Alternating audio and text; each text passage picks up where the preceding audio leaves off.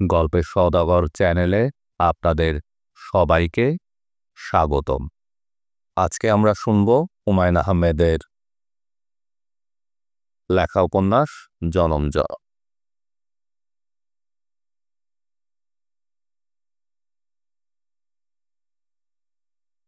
তিথি আয়নার সামনে দাঁড়িয়ে আছে।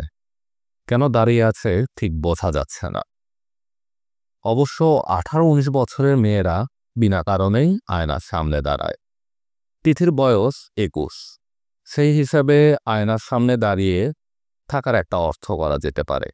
এ বয়সের মেয়েরা অন্যের মাঝে নিজের ছায়া দেখতে ভালোবাসে, যে কারণে পুকুর দেখলে পুকুরের পানির উপর ঝুঁকে পড়ে।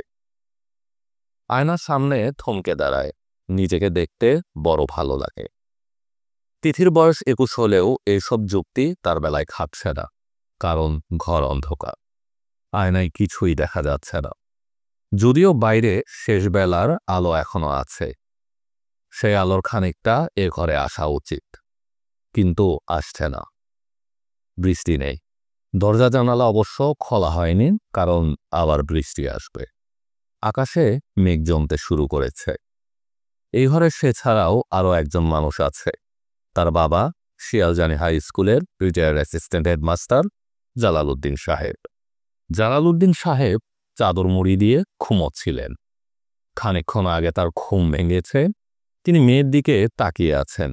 তার চোখে সমস্যা আছে, চোখ নষ্ট, কিছুই দেখতে পান না। কড়া রোদে আবছা আবছা কিছু দেখে। সত্যিই দেখেন না, কল্পনা করে নেন, তা বোঝা মুশকিল। আজ তার কাছে মনে হচ্ছে তিনি তার বড় মেয়েকেই অন্ধকারেও দেখতে পাচ্ছেন।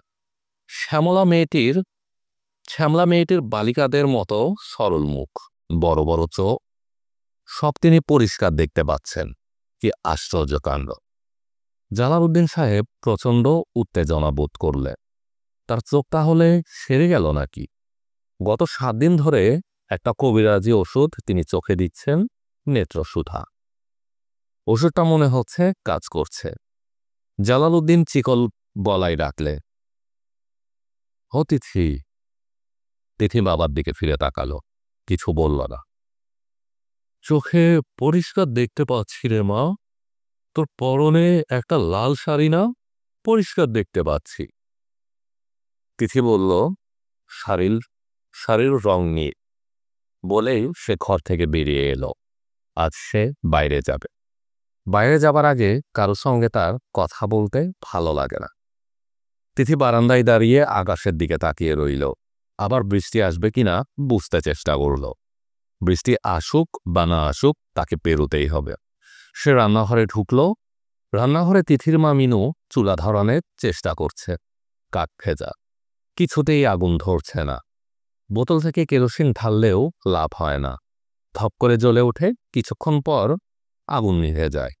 কুণ্ডলি পাকিয়ে ধোঁয়া বেরোতে থাকে। তিথি একটা মোড়ায় বসে মাকে দেখছে। মিনু বিরক্ত গলায় বললে, তুই বসে বসে ধোঁয়া খাচ্ছিস কেন? বারান্দায় গিয়ে বস। তিথি নিঃশব্দে উঠে এলো, বারান্দায় এসে দাঁড়ালো। আবার বৃষ্টি হচ্ছে। টিনে চালে ঝমঝম বৃষ্টি, ঘোর বর্ষা। তাদের বাসাটা কল্যাণপুর ছাড়িয়েও অনেকটা দূরে। জায়গাটার নাম সুতাখালী।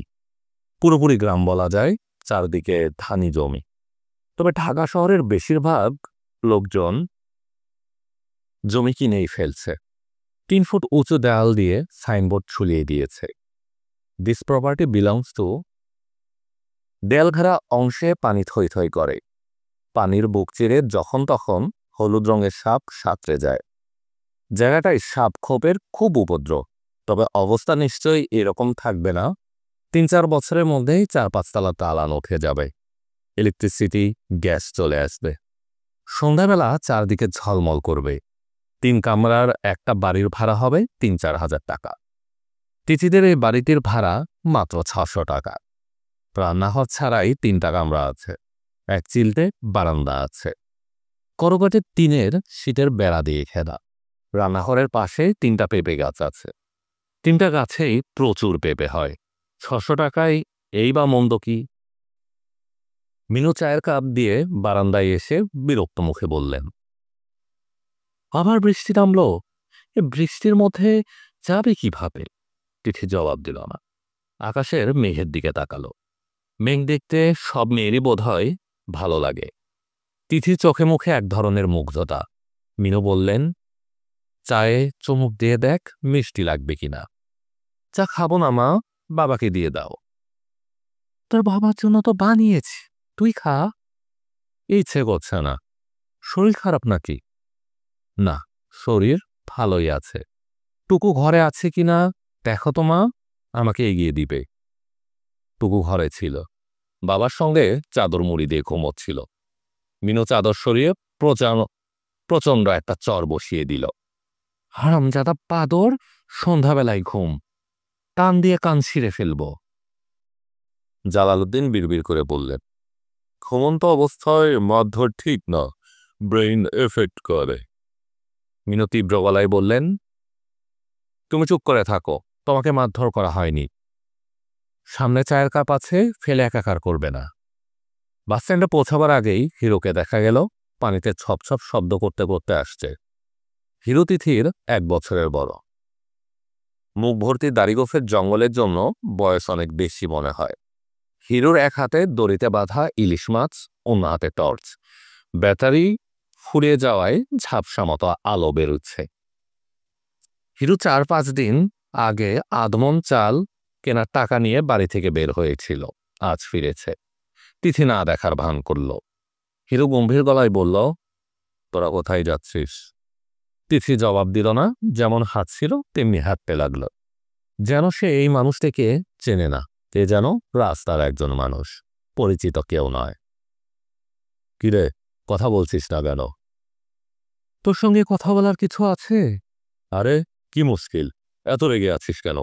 বৃষ্টি বাদলার দিনে এত রাগ ভালো না, বাসায় চল। বাসায় গিয়ে কি হবে? হবে আবার কি, গরম গরম ভাত আর ইলিশ মাছ ফ্রাই খাবি। 40 টাকা দিয়ে কিনলাম, এমনিতে 70 টাকা দাম। বৃষ্টি বাদলার বলে বাজারে লোক নেই, পানির দরে সব ছেড়ে দিচ্ছে। তুই আমার সঙ্গে কথা বলিস না, বাসায় যা, বাসায় গিয়ে ইলিশ মাছ ভাজা খা। রাতে ফিরবি তো? ফিরলে কখন ফিরবি বলে যা, বাস স্ট্যান্ডে থাকবো, দিনকাল ভালো না। আমার জন্য কাউকে দাঁড়াতে হবে না, আর একটা কথা বললে আমি কিন্তু চল লাগাবো, ফাজিল কথাকার, চোরের চোর। আরে কি মুসিবত, মুখ খারাপ করছিস কেন? আমি তোর সঙ্গে ভদ্র ব্যবহার করছি, তুই আমার সঙ্গে ভদ্র ব্যবহার করবি? আমি কি গালাগালি করেছি? চুপ কর, ধমক দিচ্ছিস কেন? তোর বড় ভাই হই, মনে থাকে না? সংসারটাকে 2 পয়সা দিয়ে তোরাকে সরা জ্ঞান করেছিস, পয়সা কিভাবে আনছিস সেটা বুঝে আমি জানি না? এই শর্মা মায়ের বুকের দুধ খায় না, সব বুঝে। তোর ওই পয়সায় আমি পেশাব করে দেই। আই মেক ওয়াটার, বুঝলি? ওয়াটার।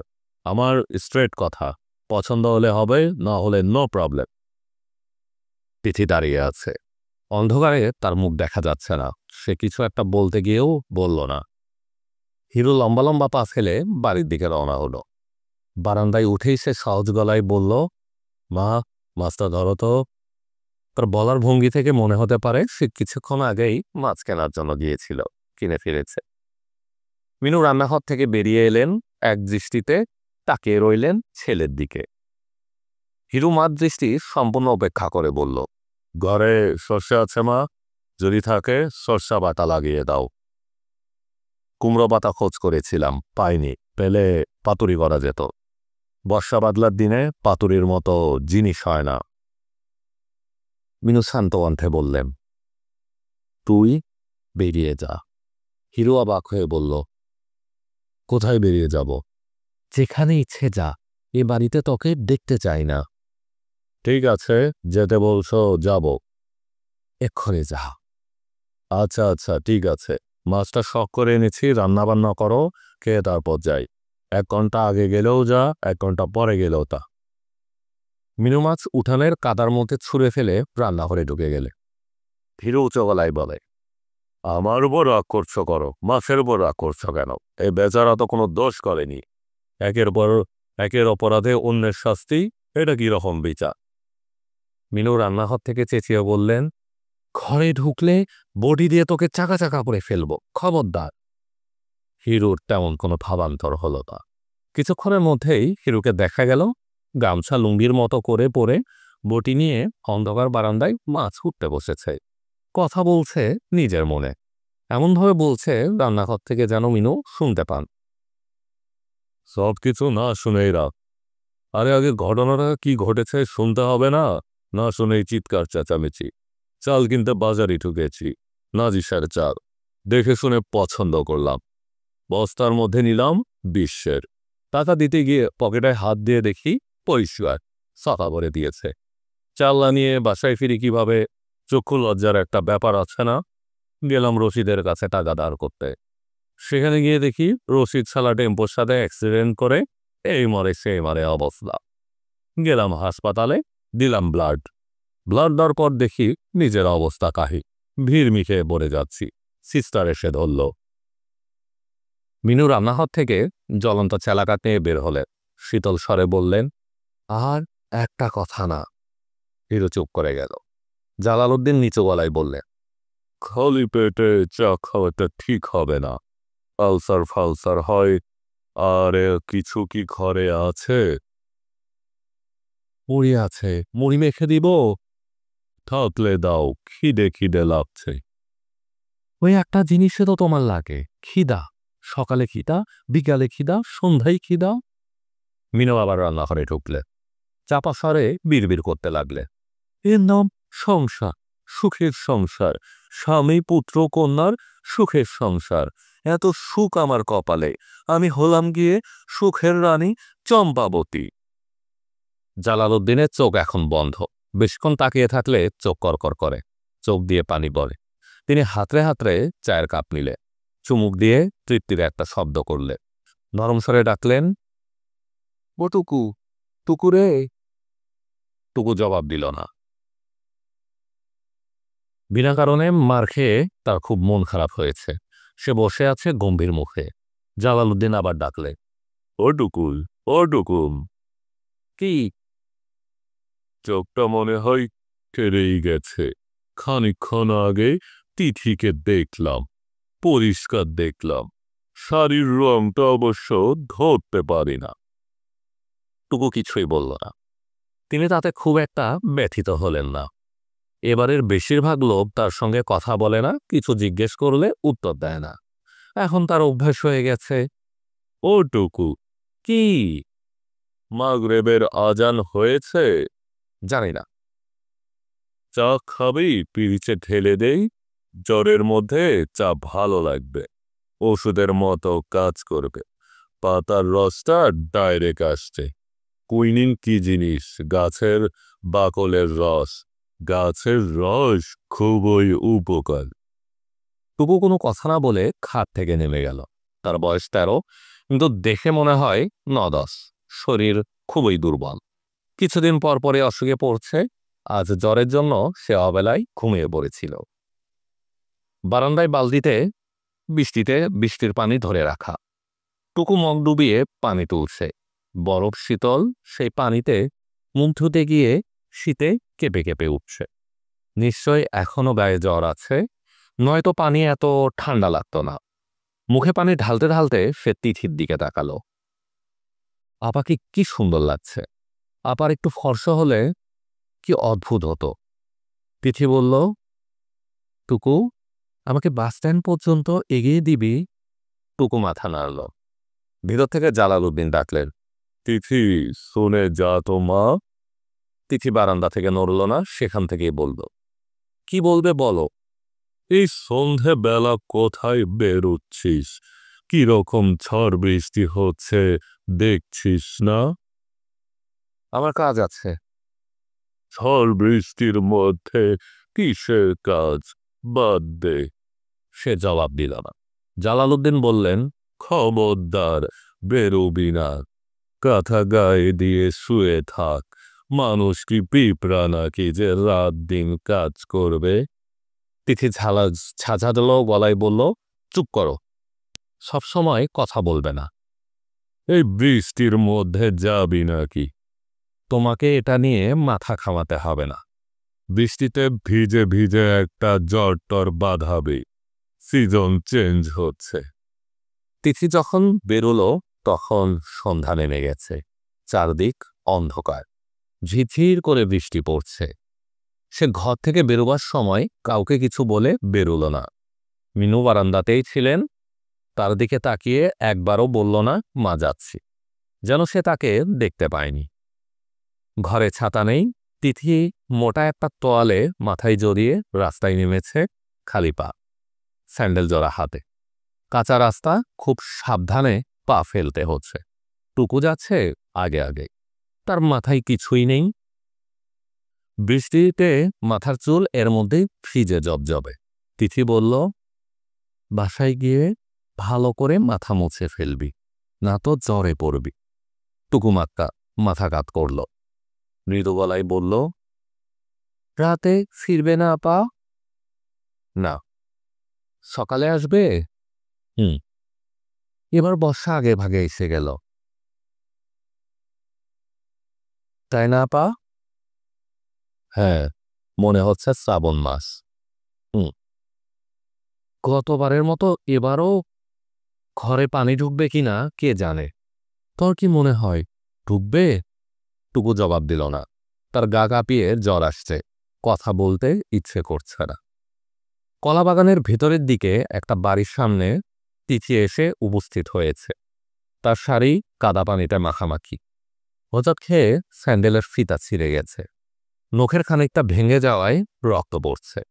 অনেকক্ষণ কড়া নাড়বার পর মাঝবয়সী এক লোক দরজা খুলল। তার খালি গা, হাঁটু পর্যন্ত উঁচুতে লুঙ্গি উঠে আছে।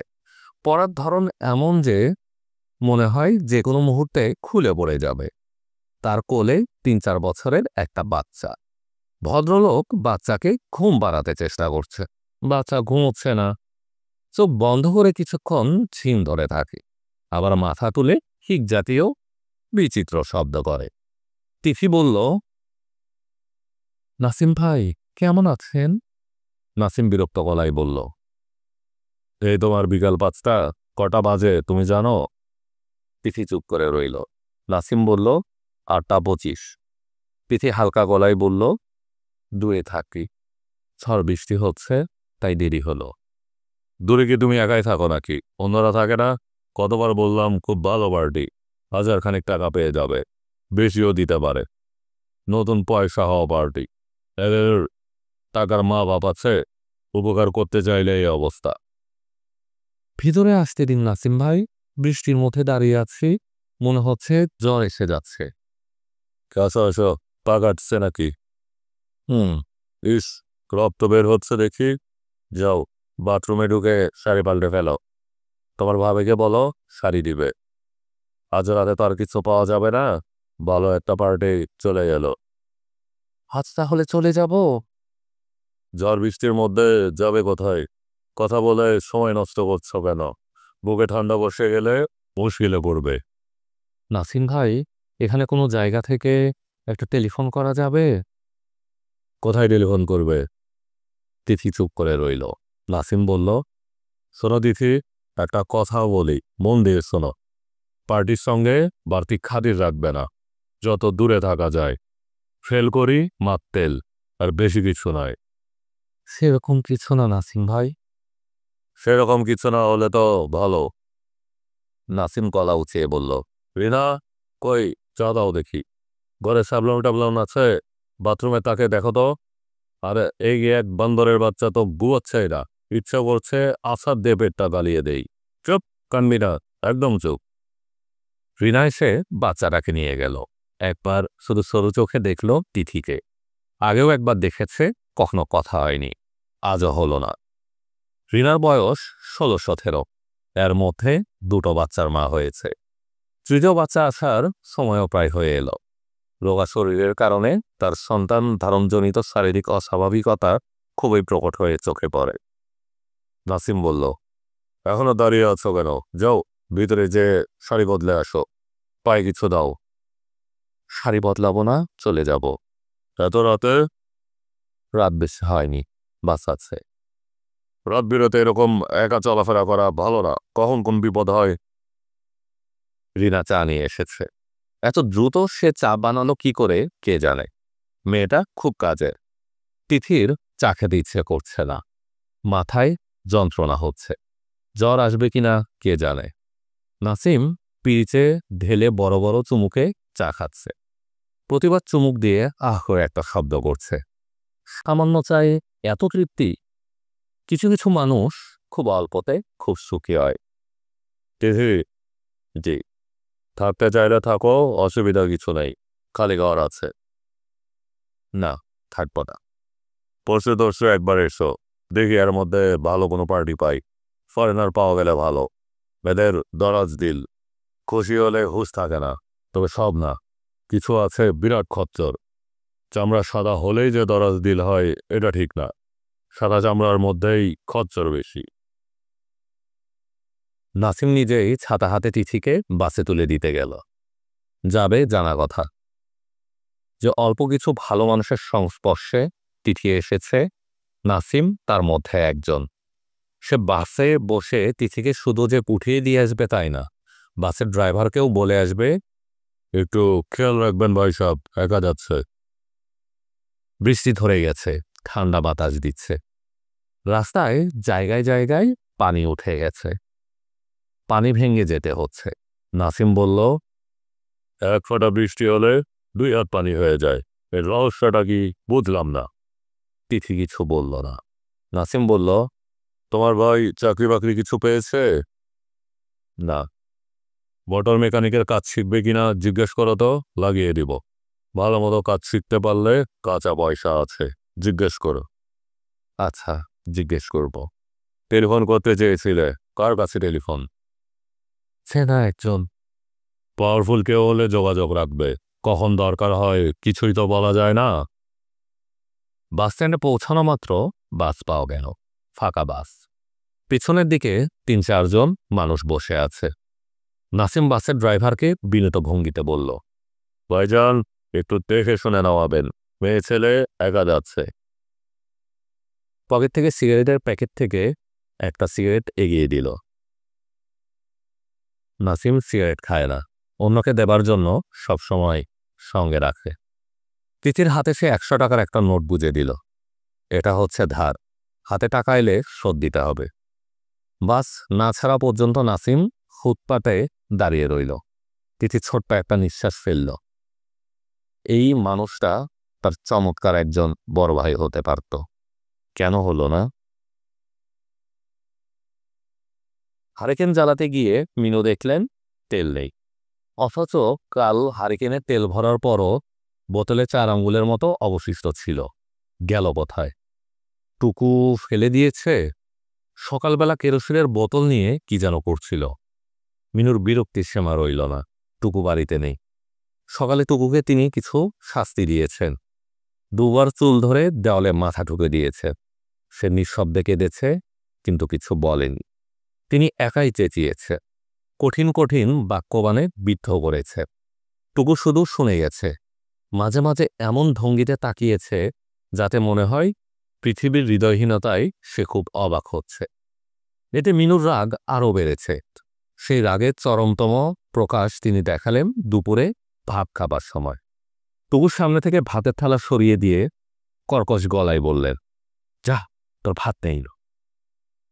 টুকু মায়ের দিকে কয়েকবার ভয়ে ভয়ে তাকালো, উঠে গেল, বসেই রইত। সে খিদে সহ্য করতে পারে না। মিনু কঠিন গলায় বললেন, ওঠ, নয়তো পিঠে চেলা কাঠা ভাঙব। টুকু তবু বসে রইল, তার মনে ক্ষীণ আশা কিছুক্ষণের মধ্যেই খাওয়ার দাগ আসবে। বিশেষ করে আপা আজ বাসায় আছে, সে নিশ্চয় তাকে ফেলে খাবে না। টুকু অবাক হয়ে দেখল আপা তাকে রেখেই ভাত খেল। খাওয়া শেষে বারান্দায় হাত ধুতে এসে বলল, টুকু, আমাকে মোড়ের দোকান থেকে একটা পান এনে দিত, বমি বমি লাগছে। টুকু পান এনে দিয়ে আবার এসে বসল বারান্দায়। অত্যন্ত বিস্ময়ের সঙ্গে লক্ষ্য করল মা রান্নাঘরের ঝামেলা শেষ করে দরজায় শিকল তুলে দিচ্ছেন। এই বাড়ির একজন যে না খেয়ে আছে এই কথা তিনি বোধহয় সত্যি ভুলে গেছেন। টুকু তবু কিছুক্ষণ অপেক্ষা করল, ভয়ে ভয়ে সবার ঘরে উকি দিল। মা চোখ বন্ধ করে শুয়ে আছেন, হয়তো ঘুমিয়েই পড়েছেন। সে ঘর থেকে বেরিয়ে গেল। টুকু ভীত ধরনের ছেলে, সাধারণত সন্ধ্যার আগেই ফিরে, আজ এখনো ফিরছে না। দিন খারাপ করেছে, আজ হয়তো ঝড় বৃষ্টি হবে। কদিন ধরেই রোজ সন্ধ্যায় বৃষ্টি হচ্ছে। মিনু তেলশূন্য হারিকেন নিয়ে তিথির ঘরে এলেন। তিথি চাদর গায়ে বিছানায় বসে আছে, তার গায়ে জ্বর। ওই দিন বৃষ্টিতে ভেজার পর থেকেই সে জ্বরে পড়েছে। এখন জ্বর খানিকটা বেড়েছে। খোলা জানালা দিয়ে যে বাতাস আসছে তা তেমন নয়, তবু তিথির গা শিরশির করছে। উঠে জানালা বন্ধ করতে ইচ্ছে করছে না। মিনু ঘরে ঢুকেই বললেন, 4 আঙ্গুল তেল ছিল বোতলে, কোথায় গেল জানিস? তিথি বলল, জানি না, বাতাসে তো উড়ে যায় দেয়। বিড়াল ফেলে দিয়েছে হয়তো। এখন কাকে দিয়ে তেল আনাই? কেন, টুকু আসেনি এখনো? না, ও এলে এনে দিবে। তুমি জানালাটা বন্ধ করে দাও তো মা, ঠান্ডা লাগছে। এই গরমে ঠান্ডা লাগছে? জ্বর নাকি দেখি? মিনু তিথির কপাল ছুঁয়ে দেখলেন। তিথি একটু সরে গিয়ে বলল, গায়ে হাত দিও না তো মা। মিনু বিস্মিত হয়ে বলল, গায়ে হাত দিলে কি? কিছু না, আমার ভালো লাগে না। মা, গায়ে হাত দিলে ভালো লাগে না? এটা কি ধরনের কথা বলছিস কি এসব? তোমার সঙ্গে বকবক করতে ইচ্ছে করছে না, জানালাটা বন্ধ করে চলে যাও। মিনু জানালা বন্ধ করে চলে গেলেন। তার প্রায় সঙ্গে সঙ্গেই ঝমঝম করে বৃষ্টি শুরু হলো। সমস্ত বাড়ি অন্ধকার। রান্নাঘরে চুলায় আগুন জ্বলছে, বাড়িতে এটুকুই আলো। মিনু রান্না চড়িয়েছেন, আয়োজন তেমন না। গতকালের ঝড়ে একটা পেঁপে গাছ পড়ে গেছে, সে পেঁপের একটা তরকারি আর ডাল। চাল কজনের জন্য না হবে তিনি বুঝতে পারছেন না। তিথির জ্বর এসে গেছে, সে নিশ্চয়ই রাতেও কিছু খাবে না। হিরো আসবে কিনা কে জানে। গত 3 দিন ধরে রাতের খাওয়ার সময় আসছে, আজও হয়তো আসবে। টুকু এখনো ফেরেনি, তবে সে অবশ্যই ফিরবে। তার যাবার জায়গা নেই। একদিন যখন হিরোর মতো কোথাও জায়গা হবে, তখন সেও আসা বন্ধ করবে। জালালউদ্দিন রান্নাঘরে এসে উপস্থিত হয়েছে। তার চোখের যন্ত্রণাটা আজ একটু কম। আগের কবিরাজি ওষুধ বাদ দিয়ে পদ্মমধু দিচ্ছেন, এতে সম্ভবত কাজ হচ্ছে। তবে চোখে আঠা আঠা হয়ে থাকে, এই যা কষ্ট। জালালউদ্দিন নিচু গলায় বললে, 1 ফোঁটা চা হবে? মিনু ঠান্ডা গলায় বললেন, না। চুলা বন্ধ? বৃষ্টি বাদলায় গলাটা খুসখুস করে, করো তো একটু চা, আদা চা। জালালউদ্দিন খানিকটা দূরত্ব রেখে স্ত্রীর কাছে বসলে।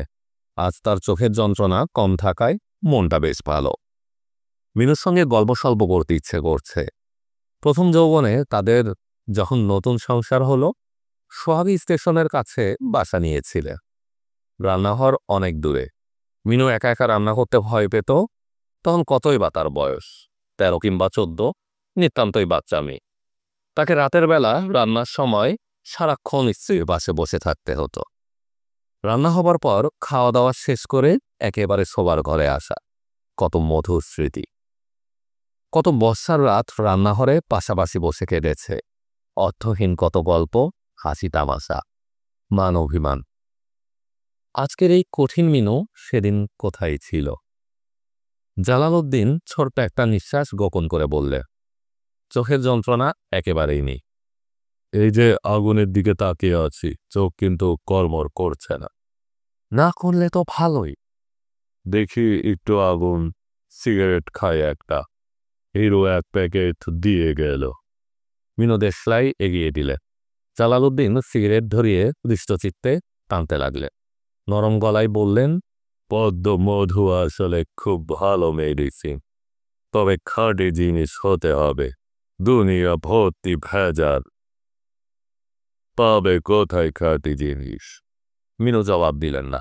ডাল চড়িয়েছিলেন, ডালের হাঁড়ি নামিয়ে অ্যালুমিনিয়ামের একটা মগ চুলায় বসিয়ে দিলেন। চা হচ্ছে। জালালউদ্দিনের চোখ চকচক করছে।